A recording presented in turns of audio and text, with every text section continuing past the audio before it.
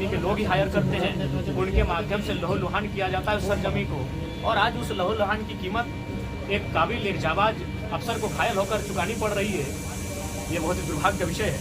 इसीलिए मैं प्रेस के माध्यम से पूरे, क्योंकि यहाँ आईजी डीआईजी महोदय भी आए हैं, यानी उत्तरी छोटा नागपुर रेंज के सभी बड़े पदाधिकारी हैं पुलिस के, तो मैं उनको स्पष्ट कहूँगा कि यही अवसर है बाघमारा जैसे जितने भी एरिया जो माफियाओं के संरक्षण में है, जहाँ माफियाओं की गिरफ्त में है, उन एरियाओं को माफियाओं के चुंगल से आज़ाद कराएं। और बिल्कुल डीएसपी महोदय स्वस्थ इलाज का लाभ लेकर जब स्वस्थ होकर फिर से चलने के लिए अपने बाहर घर से आए, उससे पहले माफिया जेल के अंदर होने चाहिए। सर अभी उसकी स्थिति क्या है, क्योंकि आपने उससे मुलाकात उसी हम कहीं ना कहीं सिस्टम को मानते हैं, चाहे उसमें ब्यूरोक्रेट्स रहें, विधायिका के अंग रहें, सबकी मिली भगत है। हो सके बिल्कुल जो सिस्टम में, जो भारत का लोकतांत्रिक सिस्टम है, उस सिस्टम को हम दोषी मानते हैं। उस सिस्टम में इतनी ताकत नहीं है कि माफियाओं का मुकाबला कर सके। आज माफियाओं का मनोबल इतना बढ़ गया है कि एसडीपीओ को पत्थर से मार रहे हैं।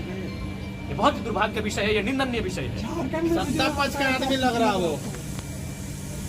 देखिए, ये तो आप भी जानते हैं पत्रकार बंधु, आपसे कोई चीज छुपी नहीं है। और हम ये भी चाहेंगे कि पत्रकारों को भी संरक्षण मिले ताकि आप सच्चाइयों को दिखा सके। क्योंकि कुछ दिन पहले छत्तीसगढ़ में जो घटना घटी पत्रकार के साथ, उससे कहीं ना कहीं पत्रकार भी भयभीत हैं, पर पत्रकार चाह के भी इस प्रकार माफियाओं को एक्सपोज नहीं कर पाते हैं। मैं मानता हूं कि आपकी भी मजबूरी कभी आ जाती है कि आप कभी कभी सच्चाई से कभी मजबूरियां आ जाती हैं। इसीलिए आज जब पुलिस के साथ हमला हो रहा है तो पत्रकार भी कभी सहज महसूस करते हैं। और हाल फिलहाल छत्तीसगढ़ में घटना, बहुत ही दुर्दांत घटना हमारे सामने आई है। पत्रकारों के लिए सदन में क्या कुछ बिल्कुल इस बार जो सदन हम जाएंगे तो पत्रकार, वकील, तमाम उनका भी प्रोटेक्शन एक्ट का हम जिक्र करेंगे, उसे सदन में उठाएंगे। और फिलहाल तो हम आज पूरे उत्तरी छोटा नागपुर रेंज के तमाम जितने भी पुलिस प्रशासन के पदाधिकारी हैं, अफसर हैं, उनसे मैं स्पष्ट कहूँगा ये मौका है। डीएसपी महोदय को ठीक तो होके आएंगे ही, वो मूवमेंट कर रहे हैं, सुखद एक पॉजिटिव संदेश है हमारे लिए, वो ठीक होके आएंगे ही। लेकिन वो ठीक होकर जब ड्यूटी ज्वाइन करने से पहले तमाम माफिया जेल के अंदर होने चाहिए। उनके एक एक शागिर्दों को जेल के अंदर उनका हिसाब होना चाहिए। आप एक विधायक के रूप में मुख्यमंत्री से लिखित शिकायत करेंगे? बिल्कुल, अभी जस्ट हम घर जाएंगे, हमने अपने असिस्टेंट को इसकी सूचना दे दी है। वो केवल हमारे हस्ताक्षर का इंतजार है। वह ड्राफ्टिंग करके हमारे लेटर हेड में इस विषय को हस्ताक्षर का इंतजार है। वह ड्राफ्टिंग करके हमारे लेटर हेड में इस विषय को रख चुके हैं। ये बहुत ही गंभीर और संकीर्ण मामला है कि एक डीएसपी महोदय के साथ इस तरह का वारदात हुआ है। Thank you. क्या से आज बाघमारा में घटना घटी है? सबसे पहले तो आप सभी से भी कहेंगे कि आप तमाम पत्रकार बंधु के साथ साथ तमाम धनबादवासी डीएसपी एसडीपीओ महोदय के लिए प्रार्थना करें। हालांकि उनसे मिले, उनका बॉडी मूवमेंट कर रहा है और ये सुखद संदेश है। फिर भी हम चाहेंगे सभी उनके लिए प्रार्थनाएं करें, उनके लिए दुआ करें, उन्हें कुछ ना हो। और इस अवस्था में, इस घड़ी में एज ए असेंबली का मेंबर होने के नाते, इस राज्य का निवासी होने के नाते, मैं पुलिस महकमा के साथ, पुलिस परिवार के साथ खड़ा हूं।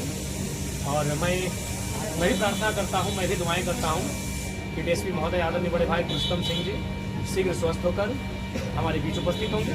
घटना घटी उसके बारे में क्या कहें? देखिए, इसकी हम भर्त्सना करते हैं और बिल्कुल ये बहुत ही निंदा और संवैधानिक है कि आज कोयला चोरों का, कोयला माफियाओं का मनोबल इतना बड़ा है तो प्रशासन को भी तुच्छ समझ रहे हैं। और आज प्रशासन के पास भी, पुलिस के पास भी एक अच्छा मौका है बाघमारा से माफियाओं के गुंडों को खदेड़ने का और बाघमारा को एक शांत बाघमारा बनाने का एक अच्छा अवसर है। बीसीसीएल के कई ऐसे इलाके हैं जहां आउटसोर्सिंग चल रही है, वहां रैयतों के साथ जो है कि काफी बिल्कुल ये बहुत ही असंवैधानिक विषय है।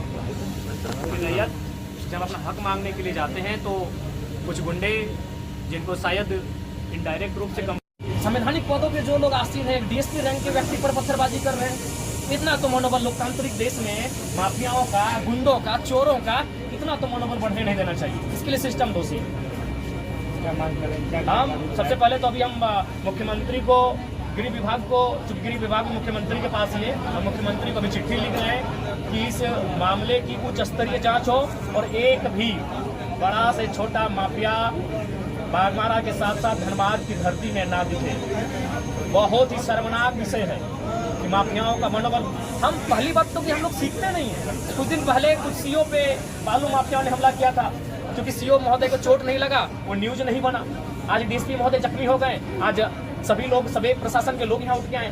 अगर यही सीओ महोदय के पर जब हमला हुआ था बालू माफियाओं के द्वारा, अगर वहाँ सिस्टम अलर्ट हो जाता, अगर वहाँ पुलिस प्रशासन का महकमा अलर्ट होकर माफियाओं के खिलाफ अभियान चलाता, तो आज हमें ये दिन देखना नहीं पड़ता।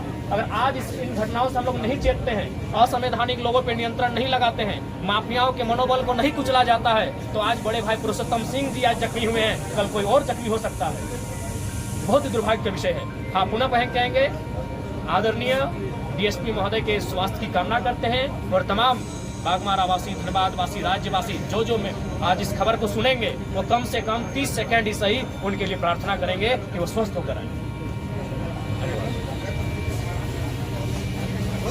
Okay.